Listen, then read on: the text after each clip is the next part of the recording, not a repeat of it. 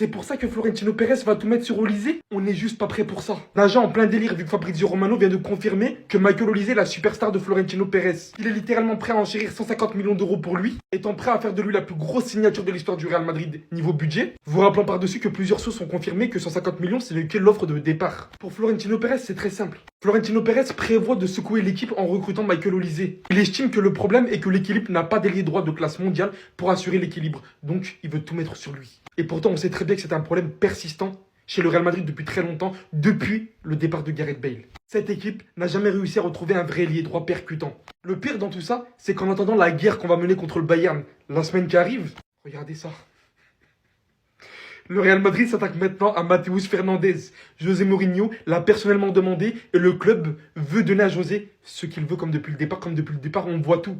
José Mourinho, il veut voir sur le terrain 11 guerriers Léo. Il veut des joueurs qui mettent l'intérêt de l'équipe avant leur intérêt personnel. Et Mourinho pense que c'est le profil parfait pour cela. Alors que West Ham, de son côté, pense qu'ils vont commencer les négociations à partir de 92 millions d'euros. Bien évidemment, ce qui me choque le plus, c'est par ici. Et surtout de l'attaque que Florentino Pérez veut mettre en place. Mais pour ce dossier aussi, j'ai hâte de connaître la suite.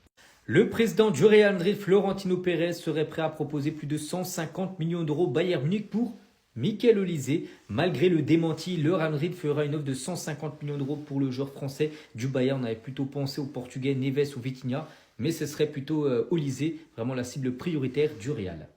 Du côté de Manchester City, ça bouge également. On apprend aujourd'hui que City a fait une première offre officielle pour Elliot Anderson, donc milieu de terrain anglais de Nottingham Forest. Donc Nottingham réclame quand même plus de 115 millions d'euros pour lâcher son joueur. On va parler cette fois-ci de l'attaquant belge Loïs Openda. Donc le joueur pourrait faire son grand retour en Ligue 1, lui qui avait joué à Lens dans le passé, mais là il pourrait signer du côté de l'AS Monaco. Donc l'attaquant belge qui sous contrat avec Leipzig pourrait quitter la Juve après un prêt raté.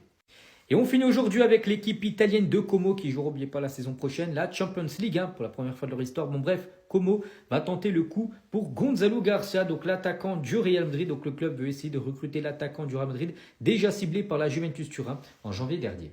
Pendant que vous êtes encore une fois en train d'essayer d'enfoncer Mbappé et créer une polémique entre lui et Kanté, parce que les deux joueurs ne se seraient pas checkés dans le tunnel avant le match face à la Côte d'Ivoire, on vient tout juste de voir une vidéo où les deux joueurs étaient en train de discuter normalement comme des joueurs normaux avant l'entraînement. Et j'en profite pour vous dire que cette Coupe du Monde là, c'est demi-finale minimum pour l'équipe de France. Parce que Kylian, il était en interview et il est revenu sur la Coupe du Monde 2022. Il nous dit clairement, si je la regarde, ça peut réveiller des démons. Par pitié, Kylian va la revoir, va réveiller tous les démons nécessaires et rappelle à tous les haters le grand joueur que t'es.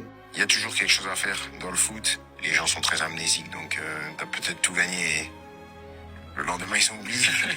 Aujourd'hui, quand t'écoutes les propos des fans de football, t'as l'impression que Kylian Mbappé joue en Championship en Angleterre. Mais juste avant de continuer, il y en a beaucoup qui me demandent comment je fais mes vidéos, surtout sur mon compte principal. Ne vous inquiétez pas, bientôt je vais sortir un book pour répondre à toutes vos questions, donc restez branchés. Pour revenir un peu à ce que je disais, Mbappé, j'ai l'impression qu'il a que des moments iconiques en Coupe du Monde. Même si la vérité c'est que j'ai bien envie aussi que CR7 ou Neymar prennent cette Coupe du Monde pour leur dernière de leur carrière, Kylian il doit remettre un peu de respect sur son nom en fait, parce qu'il y en a ici, vous déconnez trop. De toute façon, restez branchés, moi je sais que mon élément il va pas me décevoir. En attendant, c'était votre gars Silas pour nouveau banger. Les gars, c'était pas Joao Neves, c'était pas Vitinha, c'était Olise.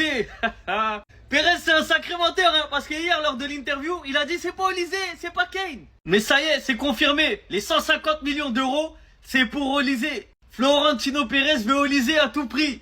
Et là c'est plus logique parce qu'en fait ils ont même pas dit ailier droit. Là c'est logique. Il veut une attaque, Vinicius, Mbappé, Olise. Et apparemment, il serait prêt même à mettre plus que 150 millions d'euros sur lui. Florentino Pérez, il est prêt à faire un all-in sur Michael Olise. Tcha, tcha, tcha.